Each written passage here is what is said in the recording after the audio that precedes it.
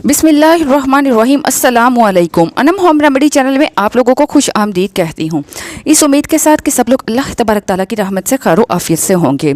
आज की मेरी वीडियो का मौजू नाक के गदूद के मुतल्लिक है।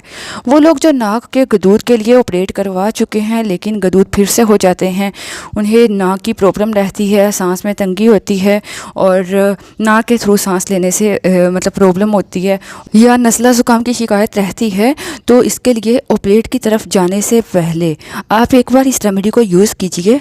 ऑपरेट करवाने से नाक के गदूद ख़त्म नहीं होते, कुछ अर्सा के लिए रुक जाएंगे, ख़त्म हो जाएंगे, लेकिन वो फिर से आ जाते हैं। इसलिए आप ऐसा कीजिए, नीम के पत्ते ले लें, आसानी से मिल जाते हैं, इसके दरख्त तो जगह जगह लगे हुए होते हैं। नीम के ताज़े पत्ते ले आइए, तो उन ताज़े पत्तों को अच्छी तरह धोकर चाहे खुश्क करके रख लीजिए, ठीक है। या ताज़े पत्तों को आप धोकर इसको जैसे मैं आपको बताती हूँ वैसे इसको बनाइए रेमेडी को और यूज़ कीजिए। इंशाअल्लाह आपका हफ़्ता 10 दिन आप इस्तेमाल कर लो, आपके नाक के गदूद बिल्कुल ठीक हो जाएंगे और परमानेंट ठीक होंगे।